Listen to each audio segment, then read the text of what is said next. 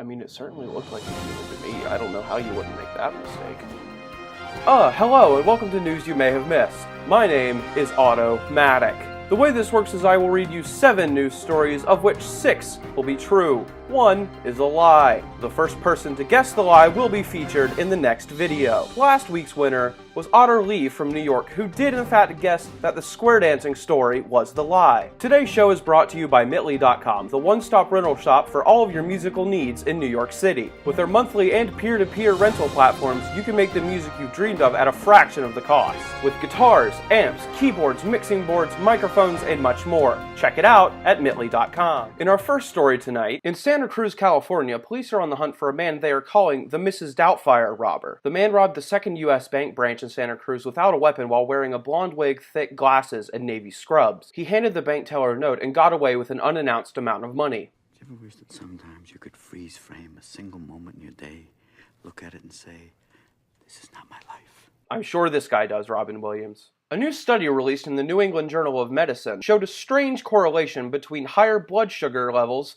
and slower blood flow rates. Dr. James Gorham of McGill University in Montreal, Canada, noticed this trend in his patients and began researching on his findings. Time is of the essence, and this pattern helps us diagnose roughly and quickly so we can have an idea of where to start before actually running tests, Dr. Gorham said. While no reason has been officially proven, Dr. Gorham believes that this is the body's version of you are what you eat. A man riding the 2 train in New York terrorized passengers with a large black dildo last Saturday. The man, who is described as of indeterminate ethnic origin and on some kind of drugs, entered the train at Atlantic Avenue in Brooklyn and proceeded to wave the dildo in the faces of the other passengers. As the train pulled into new stops, the man would put the dildo away and wait for new passengers to board before getting the dildo out and continuing his shenanigans. When asked for comment, the man said that he doesn't regret his actions but wishes he had taken the D train instead.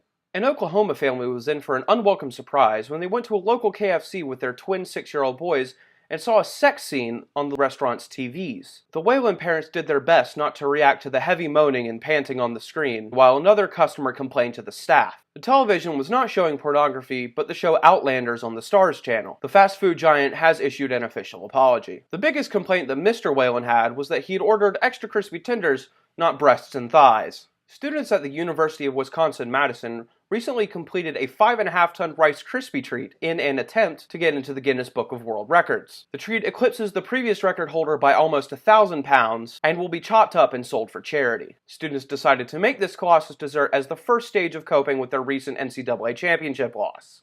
Daintree, a paper shop in Dublin, Ireland, has begun making anti-LGBT leaflets and flyers from the recent marriage equality referendum into confetti. The confetti, which has been named a shred of decency by the company, is being sold for €5 with all profits going to Yes Equality, Ireland's pro-LGBT advocacy organization. The confetti that is made from 100% recycled lies is being shipped internationally and is just fabulous.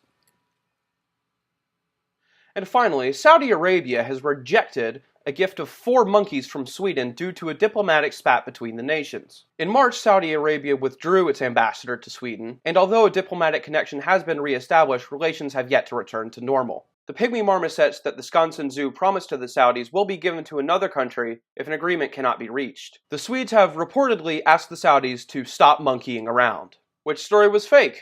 How can you tell? If you're the first person to guess correctly down in the comments, you will be mentioned in the next video. This has been News You May Have Missed. If you enjoyed this video, please like and subscribe to the channel. Stay tuned for the Sunday vlog and a new show, More News You May Have Missed, featuring cut stories and bloopers.